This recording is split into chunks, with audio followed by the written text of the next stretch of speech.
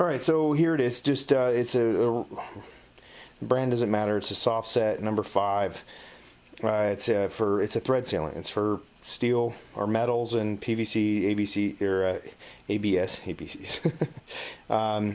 So it like I said, it just it's good because why I would say don't use Teflon tapes is because you've got a lot of small orifices on, like say down here in the bottom, stuff like that, and Teflon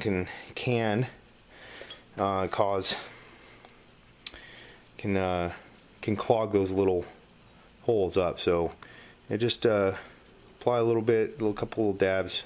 That's all I ever bother with, especially on something like this. Brass has a good sealing quality to it because brass is a softer metal. It can you know, it seals up a lot better, like especially if you got imperfections with whatever it's threading into. So we've got the 3/4 inch open end wrench on this end, 9/16. I'm going to use the close end here. We're going to snug this down like nothing on these things should be over tightened. You're talking brass, and, you know, of course this is steel, but if you over tighten any of these, you can easily crack up them. So do not over tighten them, just nice and snug. If you're using good sealant, you'll be good to go. All right, so back to reassembly. Try to speed this up a little bit, because I know I'm going long here, but it's a fairly detailed video. All right, so not to forget our rest, frame rest or collar, whatever you prefer to call it, will go on there. We can wait to put the knob on. That's not significant at this point. We're going to go ahead, set the frame in place, and just kind of let it rest. Oh, the handle or the bail, that's another terminology for you there. I'm just going through all this. We're going to back the jam nut all the way up against the body right here. We're going to go ahead and apply a little more thread sealant on here so you can see, sorry. And then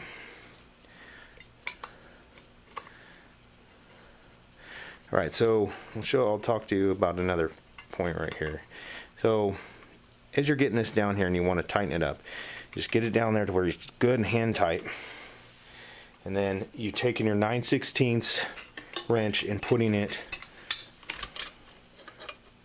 on here. You just want to be extra careful, because if you smash down any of these edges right here, you know, you're not gonna be able to thread in this. So just be extra careful.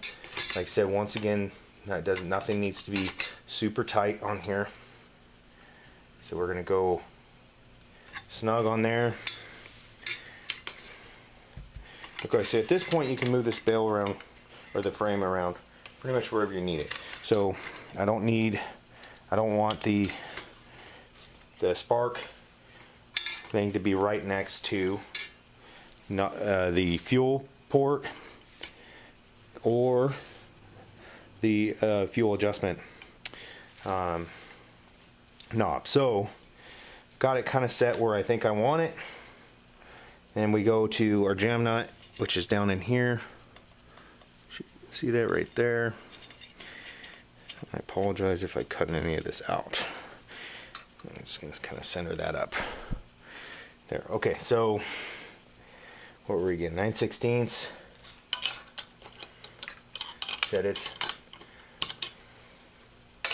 kind of a pain to get to, especially with all these other accessories I have in here, or that spark igniter kind of. If you have one, a 9/16, they have the thin ones that, you know, they're shaved down right here. They're not as thick. They would work better for this application. In some cases you might have one like, sometimes, you know, like you get furniture or other things and they come with a couple little tools. They're just cheap little stamped sheet metal type wrenches, but they work okay for what you need to do. Sometimes those would work good better for that. It doesn't have to be super tight. It's just holding that frame down. All right. Oh, I already noticed one problem here. I just set that. So actually you do have to align this groove so that will go in there. And then there's a hole right here that goes down through the bottom of the frame for the air tube to go down into. So those have to be aligned. We're still have clearance on everything else, so we're good. So I'm going to add another dab of this, the thread sealant on there, and take that, thread that in.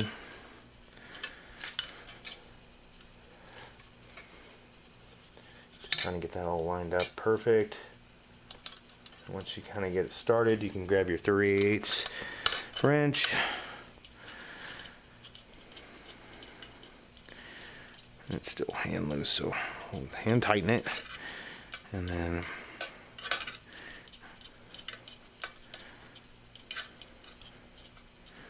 I'm already sweating in my garage. This is, it's March and it's already warm where I live, so pretty impressive.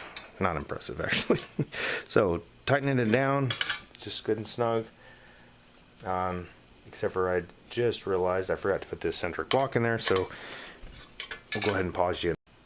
Okay, so the actual next step is to drop the centric block back down in there. So you want the little hole here pointing up and the little notch down so that it can go into this once this is threaded into the cleaner assembly here. So, and of course that notch is going to be facing out towards here, so out towards the where this threads in. So drop that down in there. It is, the hole is square, so you could 180 it out, 90 it out, so on and so forth. But so, all right, so the tricky part here is getting this, is when it drops down in there, it actually is not lined up with the hole. So it helps to, I'm trying to show you here while I'm actually accomplishing what I need to accomplish, to lay it on its side. And remember, if you have fuel in there, you might want to drain your fuel before you do any of this, actually, for that matter. So I highly recommend it. So let me try to get you over. Sorry about the movement. All right.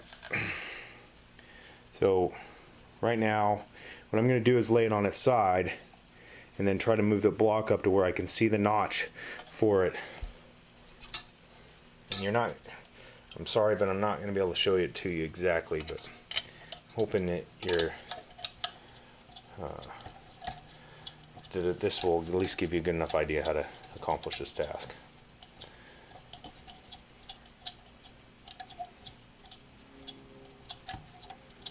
Alright, so slowly thread it down in there.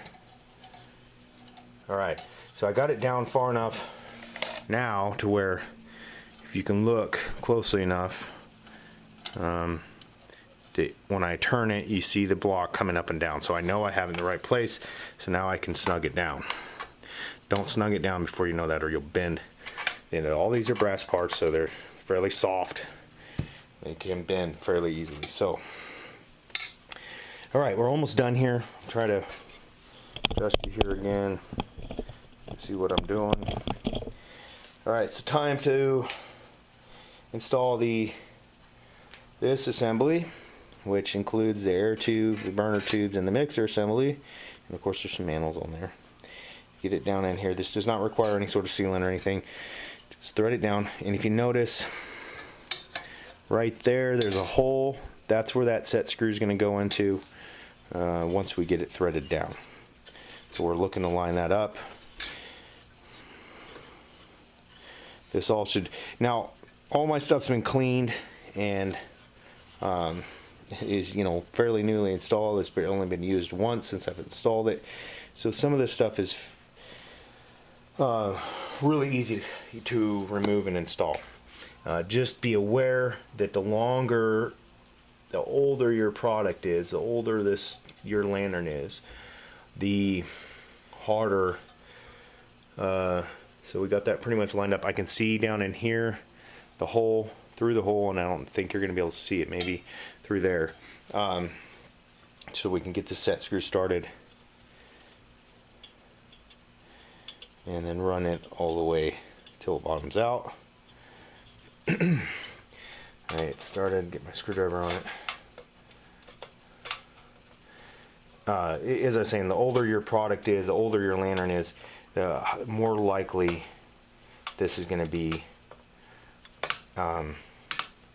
things are going to be stuck. They're going to be jammed together. And if you got one that has, like I installed, okay, that's there, it's tight enough, it's just set into there. Pretty much almost done here. I'm going to set this and then drop the globe in. And oops, gosh, almost forgot an important step here.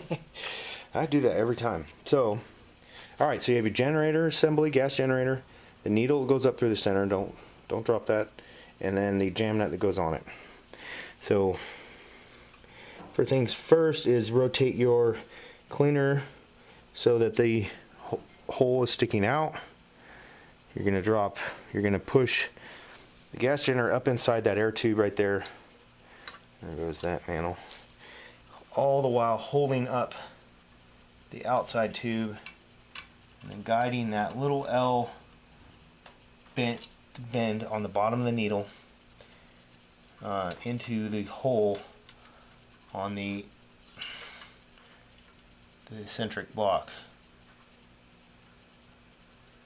which is a lot easier said than done. Just fight you.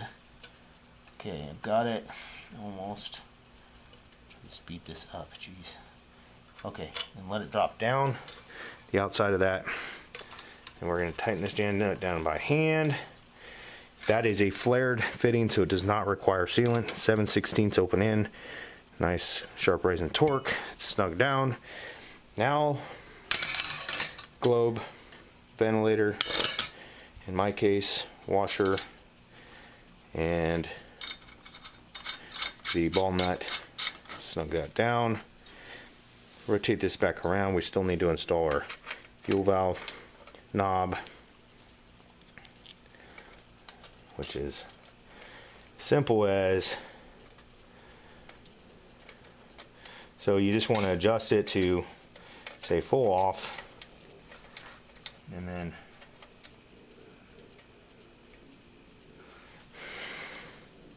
make sure it's in full off.